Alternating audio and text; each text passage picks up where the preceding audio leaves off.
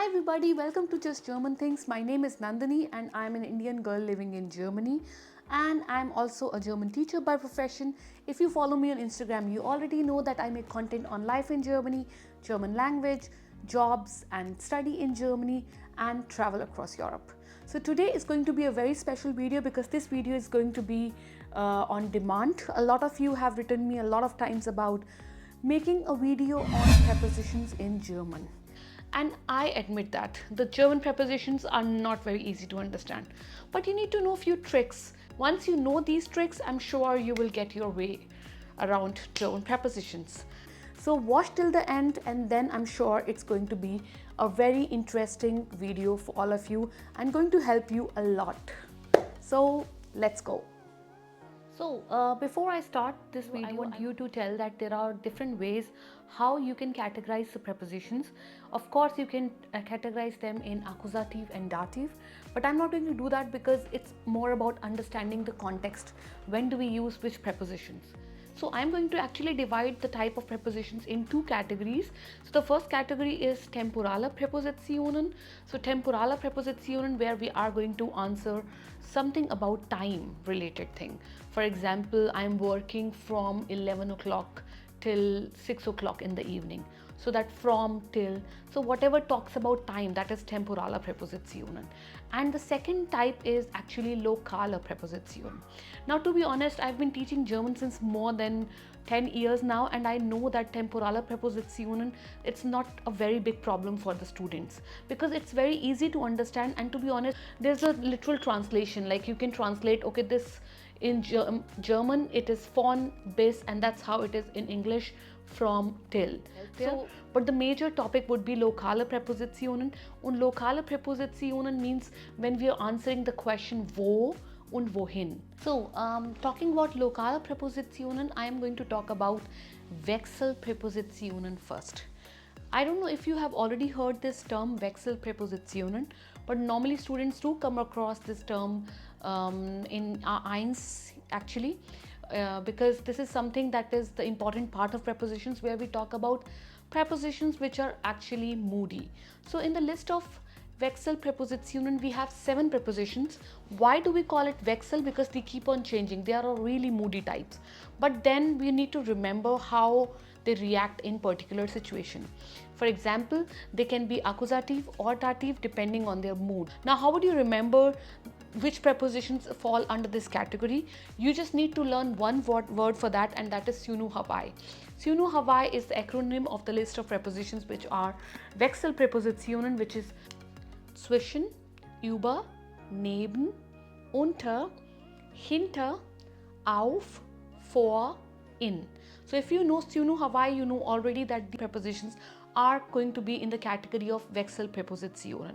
So let's start. So before understanding why are these prepositions accusative or dative, let's understand what are the meanings of each of these prepositions. So for that, all you need is your hand and a face. Shift your hand around your face, and then you will understand the meaning of each preposition. So if my face is in the middle of two hands, it's actually zwischen den Händen. So now you understand it's between, right? And the next one is über. So what is über? So über is, imagine this is a place, this is a table, and my hand is above the table. So there is no contact actually, it's über. So zwischen, über. The next one is neben.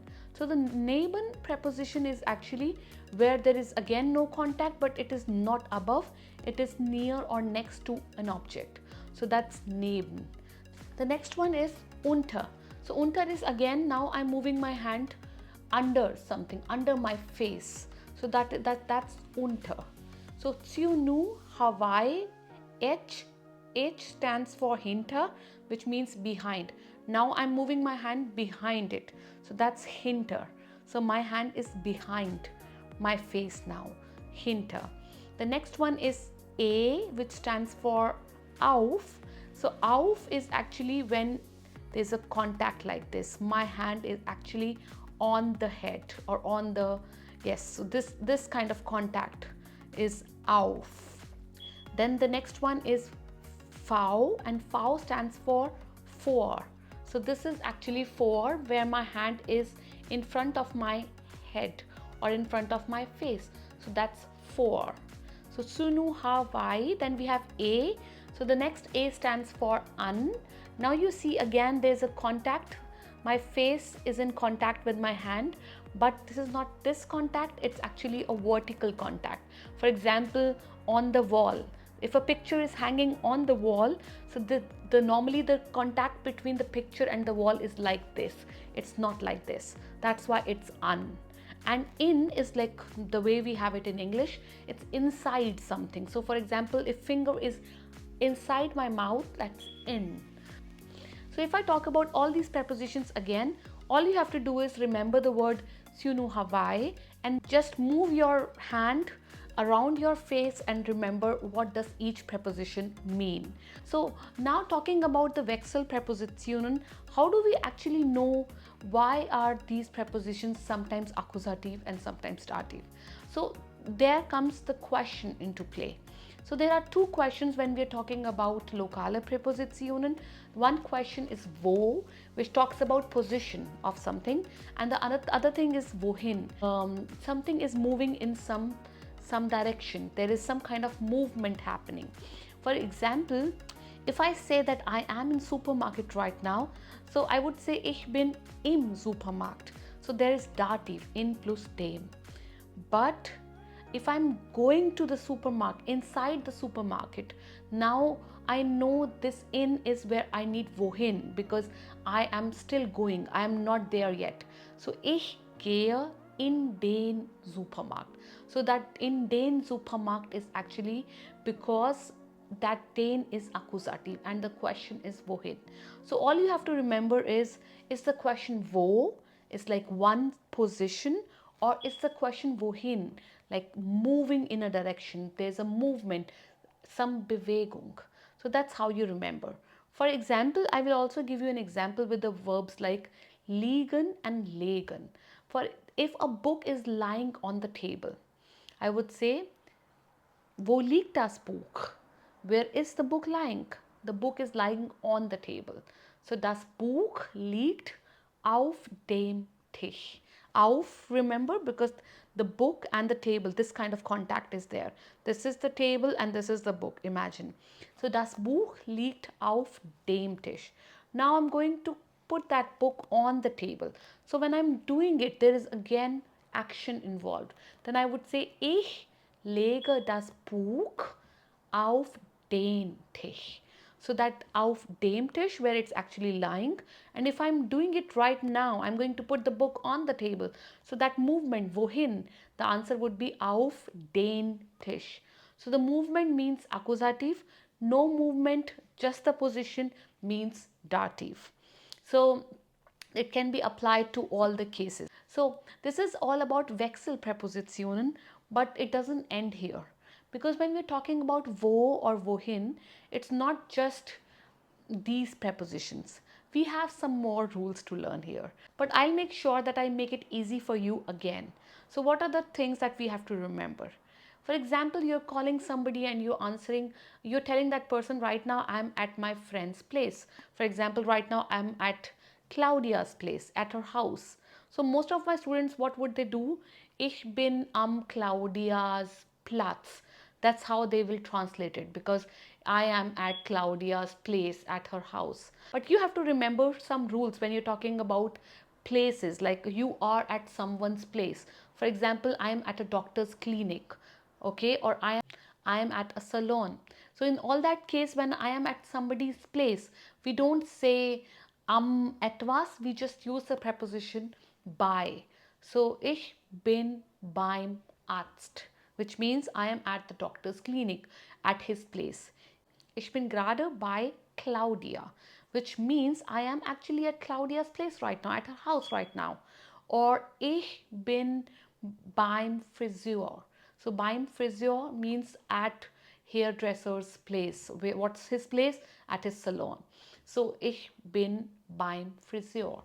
Now if you're going to that person, you have to answer the question wohin and not wo. Then you need the preposition zu. Ich gehe zum Arzt. Ich gehe zum Friseur. Ich gehe zu Claudia. Why? Because the question is wohin gehst du? Where are you going to? Like this is where the movement again is involved. Now zu and by, don't confuse these prepositions with the Wechsel prepositions, because Wechsel prepositions are accusative or dative depending upon where they are, where you are, or if you're going to some place. Other than that, in other cases, you have to learn if the preposition is dative by nature or accusative by nature. For example, by and su, these prepositions are always dative. They are not moody like Wechsel prepositions. So that means whenever you use these prepositions, this is egal, it doesn't matter. You use it for the question wo or wohin. It will always be dative. Now, do you remember the preposition an? I'm sure you remember when I talked about that contact, like this. But there is another rule around the preposition an.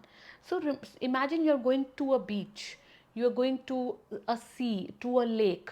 So whenever you're going near or to a water body, something that has water, you don't use any other preposition but an. For example, I am going to a beach or I am at a beach. So since this place involves water, has water near it, I would use the preposition an. Ich bin am Strand. That means I am at the beach. Ich gehe an den Strand. Now you would be like, why is it again accusative and dative? Why don't we have just one accusative or dative in that case? Remember, an is also a Wechsel preposition, this contact. So this contact, although this is not the contact which is happening right now, since beach or sea, anything that has water has preposition an. That's why when I am at the beach, I would use dative. Ich bin am Strand, an plus dem. Oder ich gehe an den Strand. So that is again accusative because I'm going to the beach. So other than Wechsel prepositionen, until now I've talked about two situations where you have particular prepositions, like when you are near water, then you use the preposition an. When you are at somebody's place or you're going to somebody's place, then you use preposition by or zu. Now there's one more preposition that is for a particular situation, and that is auf. So auf is not always this kind of contact. It is also in the situation when you are in an open place. For example, an island. An island is normally open, right? There is no roof. So in that case also you say auf. Ich bin auf einer Insel. That is the reason we use the preposition auf. And also any place that has Platz. Platz is normally also an open place. For example, Spielplatz, Sportplatz. So all these places, so like a Kinderspielplatz, which is like a children's playground. So imagine there is no roof there, right? Again, you would not say ich bin in, you would say ich bin auf dem Spielplatz. Why am I saying auf here? Because it has no roof. So just remember this rule. Any place that has no roof is open, then it's actually auf or auf dem Sportplatz. So like a training area, like a sports place where there is no roof. So auf dem Platz oder auf einer Insel, open area. Remember, no roof is auf. So these three situations we have to remember. One is an, where it is near to water. Then there is by, when you are at someone's place. Oder when you're going to somebody's place, then ich gehe zu. Or the third one was related to the open place, like a Platz or a Insel. So when you talk about the word going to a place, then you use normally zu. For example, ich gehe zum Supermarkt.